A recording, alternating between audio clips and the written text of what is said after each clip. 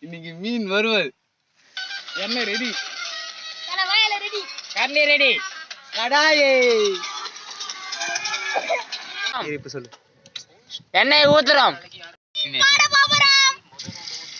இப்போ மீன் எண்ணெய் சட்டியில் வேகிறது. சமையல் மாஸ்டர் மீனை தழுவுகிறார். மீன் வரத்தாச்சு.